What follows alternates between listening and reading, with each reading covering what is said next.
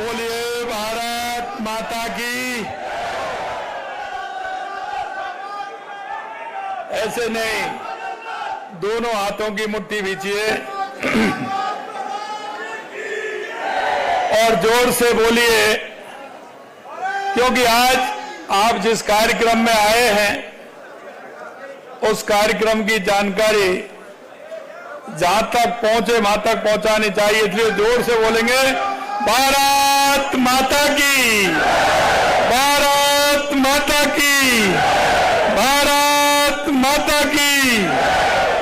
आज के इस विभाजन विभीषिका स्मृति दिवस के इस कार्यक्रम में मंच पर विराजमान कैबिनेट में मेरे साथी उप मुख्यमंत्री श्रीमती दिया कुमारी जी, दूसरे उप मुख्यमंत्री प्रेमचंद बैरवा जी, हमारे मंत्री जोगाराम पटेल जी, गौतम दत्त जी, जवाहर सिंह बेगम साहब, के बिश्नोई जी, हमारी पार्टी के वरिष्ठ नेता, प्रतिपक्ष के नेता सम्मानीय राजेंद्र राठौर जी, पार्टी के पूर्व प्रदेश अध्यक्ष और इस कार्यक्रम के संयोजक अशोक परनामी जी, हमारी पार्टी के पूर्व प्रदेश अध्यक्ष और वित्त आयोग के अध्यक्ष अरुण चतुर्वेदी जी, इस कार्यक्रम में सह संयोजक रामलाल जी, भूपेंद्र सैनी जी, पार्टी के जिला अध्यक्ष अमित गोयल जी, मंच पर विराजमान सभी हमारे पार्टी के वरिष्ठ नेतागण, सभी पदाधिकारीगण, मेरे सामने बैठे मोतियों से महंगे मेरे कार्यकर्ता भाई और बहनों,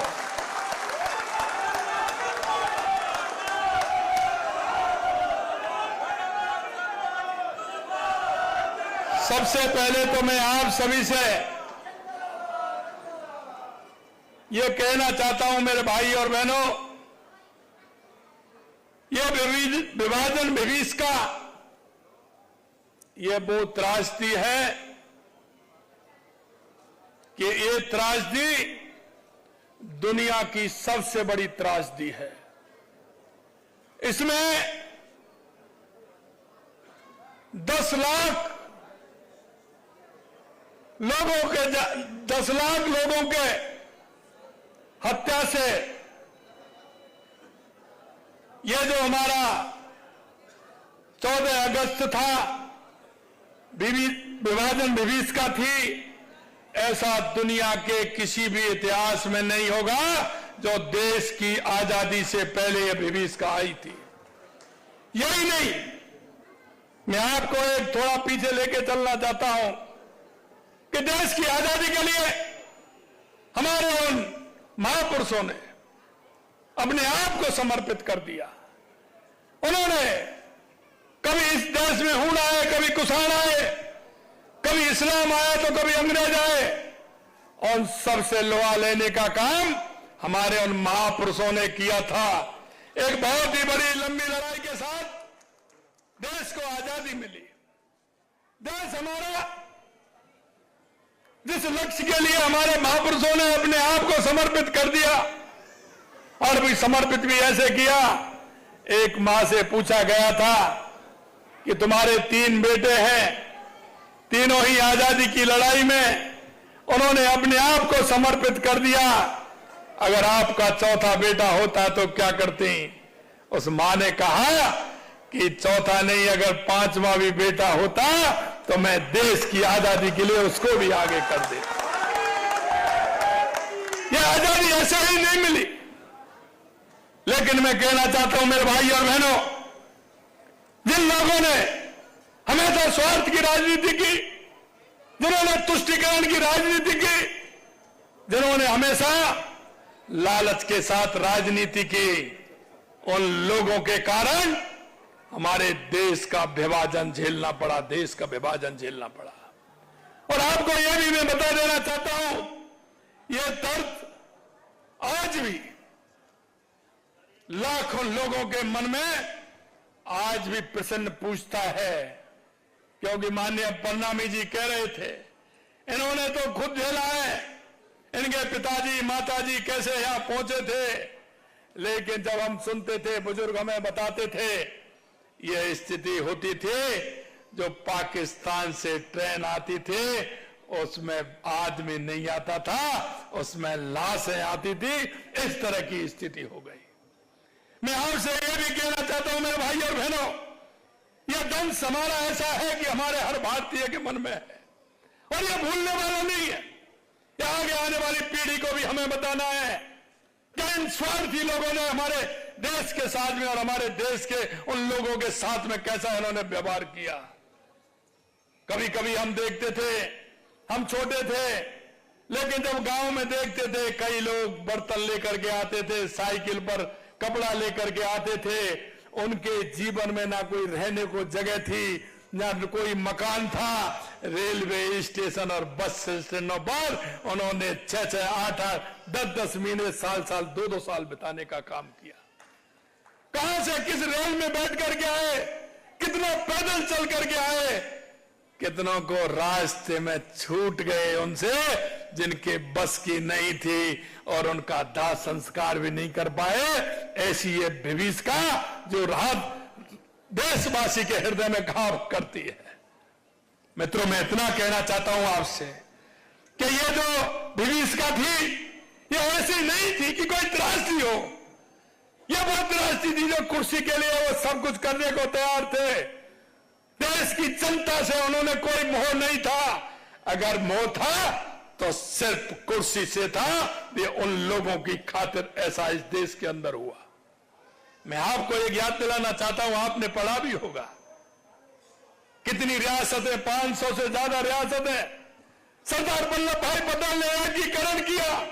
जहां जैसी आवश्यकता थी उन्होंने कदम उठाए और वो किया। लेकिन आपने देखा होगा, एक जम्मू कश्मीर की रियासत थी जिसको एक जवाहरलाल नेहरू ने जिम्मेदारी ली, जिसका दंश आज तक भी हम झेल रहे हैं। मैं आपको यह भी कहना चाहता हूं, विभाजन के बाद जो स्थिति देश के अंदर बनी, आपने देखा होगा, क्योंकि 1942 के अंदर डॉक्टर श्यामा प्रसाद मुखर्जी जी ने बंगाल के अंदर जब अकाल पड़ा था, तो उन्होंने आकर के जन जन की सेवा करते हुए उन लोगों की सेवा करने का काम किया। आजादी के लिए हमेशा उन्होंने झंडा बुलंद किया। यही नहीं, सुभाष चंद्र बोस जिन लोगों ने किस तरह से काम किया, और बाबा साहब भीमराव अंबेडकर जी ने जब कहा कि ये जो बंटवारा हो रहा है ये ठीक नहीं है और ये बंटवारा कुर्सी के लिए हो रहा है, ये तो बहुत गलत है, ये बंटवारा नहीं होना चाहिए। जो राष्ट्रवादी लोग थे, जिनके मन में राष्ट्र के प्रति पूरी संवेदना थी, पूरे राष्ट्र को लेकर के मजबूती के साथ चल रहे थे, जिनके अंदर मन में इतनी थी, हजारों सालों की गुलामी के साथ वो जिंदा थी, ऐसे लोगों ने जिस तरह से देश के आजादी के लिए काम किया, उनके मन में जो पीड़ा थी, उस पीड़ा का आप अनुमान लगा सकते हैं क्या? कि जिन्होंने आजादी के लिए सब कुछ खो दिया और एक दिन में कुर्सी के लिए विभाजन हो गया, इससे बड़ी कोई त्रासदी नहीं थी। मित्रों, मैं ये कहना चाहता हूं कि इन्होंने त्रासदी के अलावा आप ये भी देख लीजिए, देश आजाद हुआ, अंतरिम सरकार बनी, अरे कोई भी नहीं छोड़ता है, लेकिन डॉक्टर श्यामा प्रसाद मुखर्जी जी ने जब कहा था आजादी के बाद में कि देश की दिशा और दशा ठीक नहीं है, देश के अंदर उन राष्ट्रवादी लोगों के प्रति अन्याय हो रहा है, देश में हिंदुओं के प्रति अन्याय हो रहा है, जब उन्होंने ये बात कही तो उन्होंने उद्योग मंत्री पद से इस्तीफा दिया और उन्होंने कहा कि कश्मीर में जाऊंगा। यह कश्मीर आज का मुद्दा नहीं है, यह उन राष्ट्रवादी लोगों का मुद्दा है जिन्होंने इस राष्ट्र को अपने खून से सींचने का काम किया है, खून से सींचने का काम किया है। मैं मेरे भाई और बहनों में यह भी कहना चाहता हूं, यह घाव साथ ही भरते, यह घाव कभी नहीं भरेगा। और यह भी मैं कहना चाहता हूं, यह देश जिन लोगों की आत्मा में जो घाव किया है, आज तक नहीं भरा और आगे भी नहीं भरेगा। और हमें आने वाली युवा पीढ़ी को बताना चाहिए, हमें यह भी बताना चाहिए कि आखिरकार इस देश में जिस दिशा में ले जाना चाहते थे, अगर राष्ट्रवादी लोग खड़े नहीं होते तो देश उस दिशा में भी नहीं जाता। हमारे उन लोगों ने, जो लोग वहां से आ रहे थे, उनकी सेवा करने का काम हमारे राष्ट्रीय स्वयंसेवक संघ के लोग कर रहे थे। उनको स्टेशनों पर ला रहे थे, बस स्टैंडों पर ला रहे थे, उनके लिए व्यवस्था कर रहे थे, लेकिन इनमें से कोई उनकी देखने वाला नहीं था। अरे देखने वाला कहां होगा? आपने देखा आजादी के 70 साल बाद भी जो लोग हिंदू थे, जो पाकिस्तान में विस्थापित थे, वो कहां चले गए? अरे उनकी संख्या तो बहुत बड़ी थी, क्या वो पाताल में चले गए या वो धरती में समा गए? उनकी भी चिंता नहीं की। वहां से जैसे तैसे अपनी मान मर्यादा को लेकर के, अपने सब को छोड़ करके जो यहां आए थे, उनको नागरिकता देने का काम किसका था? क्यों नहीं दी गई थी उनको नागरिकता? कहां गया बांग्लादेश में जो हिंदू रहते थे, अफगानिस्तान में बहुत बड़ी संख्या में हमारे सिख भाई रहते थे, हमारे जैन भाई रहते थे, आज तक किसी ने उनको नागरिकता देने की बात कही क्या? अगर उनको नागरिकता देने की बात कही और नागरिकता देने का काम किया तो देश के यशस्वी प्रधानमंत्री नरेंद्र मोदी जी के नेतृत्व में। इसलिए मेरे भाई और बहनों, मैं यह भी कहना चाहता हूं, आज बता रहे थे कि 200 भाई हमारे यहां आए हुए हैं। अरे जैसे ही उनको नागरिकता दी, हमारी सरकार ने सबसे पहले बजट में घोषणा की कि उनको पट्टा देकर के मकान बनाने का काम हमारी सरकार करेगी। आपको मैं पूछना चाहता हूं, अगर हिंदू को नागरिकता भारत में नहीं मिलेगी तो कहां मिलेगी? हमारे सिख भाइयों को अगर भारत में नागरिकता नहीं मिलेगी तो कहां मिलेगी? हमारे जैन भाइयों को भारत में नागरिकता नहीं मिलेगी तो कहां मिलेगी? मैं आपसे यही कहना चाहता हूं, इनके मन में किसी के प्रति कोई दया नहीं है। सिर्फ तुष्टीकरण के आधार पर चलते हुए सत्ता लोलुपता के लोग, ये भ्रष्टाचार और तुष्टीकरण के आधार पर चलने वाली कांग्रेस आज भी उन्हीं पदचिन्हों पर चलने का काम कर रही है। आप देखिए, इन्होंने कितनी बार संविधान को कितनी बार इन्होंने उल्लंघन किया। ये संविधान की बात करते हैं। इन्होंने चुनी हुई सरकारों को कितनी बार गिराया। इन्होंने जून 75 में क्या किया? चुनाव कोर्ट ने जब इंदिरा जी को चुनाव हरवा दिया, इमरजेंसी लागू की, कितने राष्ट्रवादी लोगों को 2 महीने नहीं 18, 20, 21 महीने जेल में रखने का काम किया। ये संविधान की बात करते हैं। आज जाते हैं वहां सभी जगह संविधान की बात करते हैं। अरे भाई, संविधान को जरा पढ़ तो लीजिए, संविधान की मर्यादा तो सीख लीजिए, संविधान के बारे में जरा सोच तो लीजिए। ये करते हैं महात्मा गांधी जी की बात करते हैं। अरे महात्मा गांधी जी ने तो कहा, अगर इस देश का बंटवारा होगा तो मेरी छाती के ऊपर होकर के होगा, मेरी लाश के ऊपर होकर होगा। लेकिन क्या हुआ? कुर्सी का लालच गांधी जी की लाश पर भी उस बंटवारे को नहीं रोक सकी। इस तरह से कांग्रेसियों ने, जिस तरह से सत्ता लोलुप लोगों ने इस देश को बर्बाद करने का काम किया।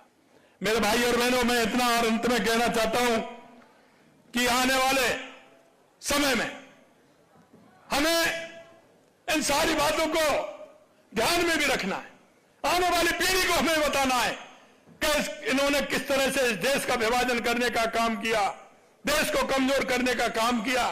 अभी जब कोई पाकिस्तान से कोई भी घटना होती है तो कांग्रेस के लोग पाकिस्तान की भाषा बोलते हैं, पाकिस्तान की भाषा बोलते हैं।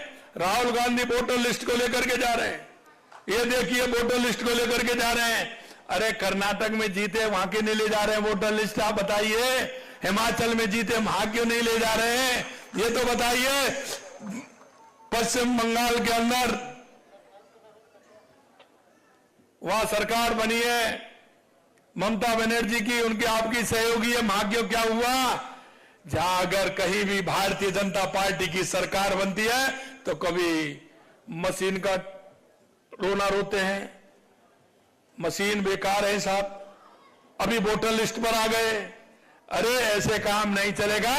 देश में काम चलता है तो काम करने से चलता है, जज्बे के साथ चलता है।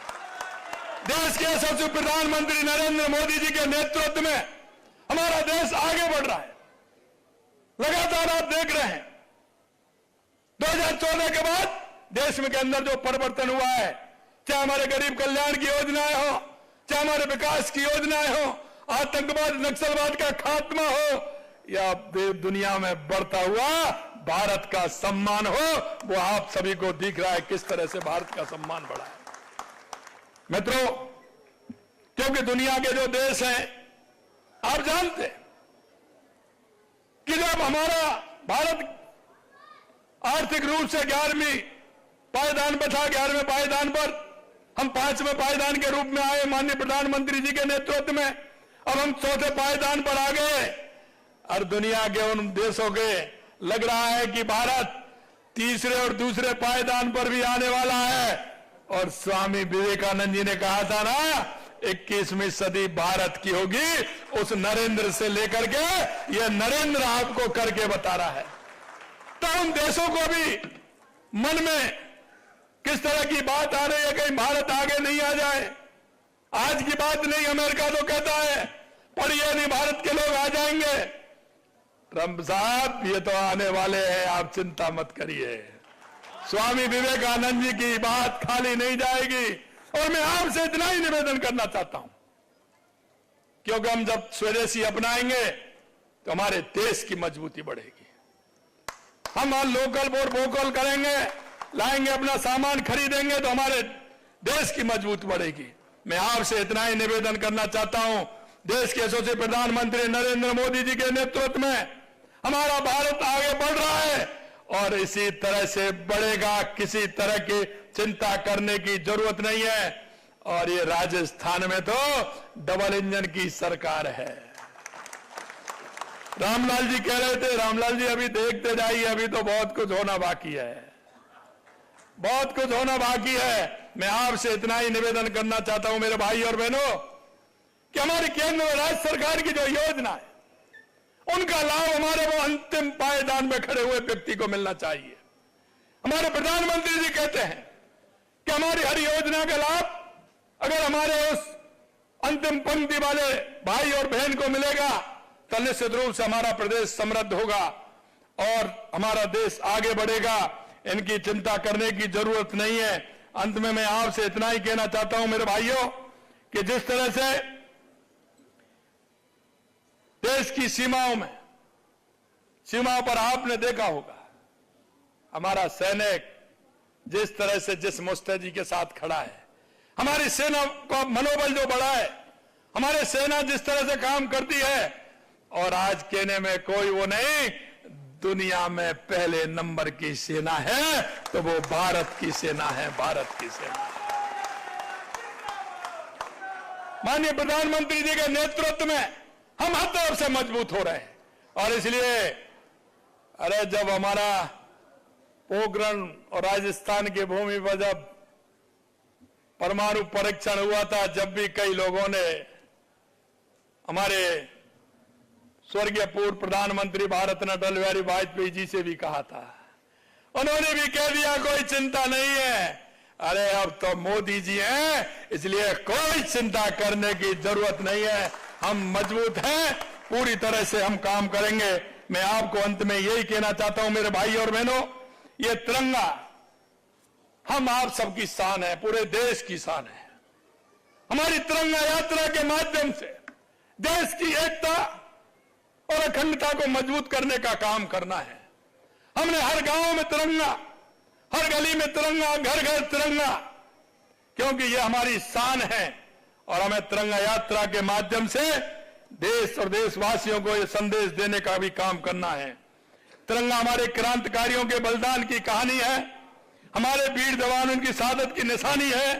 तिरंगा हमारी आन बान और शान का प्रतीक है। तिरंगा यात्रा हम सबको जोड़ती है और ये हमें याद दिलाती है कि भारत सिर्फ एक भूभाग नहीं है, ये हमारी मां है और 140 करोड़ इसके बेटे हैं, 140 करोड़। केसरिया रंग हमारे शौर्य का प्रतीक है, सफेद रंग हमारी सत्यता और शांति का, हरा रंग हमारी आशा और विकास का, अशोक चक्र हमें सतत प्रगति की प्रेरणा देने का काम करता है। हमें यह संदेश देती है कि जब तक इस तिरंगे की शान कायम रहेगा, जब तक ये शान से यूं ही लहराता रहेगा, तब तक संसार की कोई ताकत नहीं जो हमें झुका सके, हमें झुका सके। भाजपा तिरंगा यात्रा के माध्यम से, इस अभियान के माध्यम से देश भर को एकजुट करने का काम कर रही है और हमें प्रदेश के हर घर तक इस तिरंगा यात्रा के माध्यम से संदेश पहुंचाने का काम करना है। अंत में इतना कहना चाहता हूं, विभाजन का जख्म केवल सीमाओं पर नहीं बल्कि लाखों दिलों में आज भी है। विभाजन दिवस का स्मृति दिवस हमें चेतावनी देता है कि तुष्टीकरण की राजनीति कभी दोहराई नहीं जाए।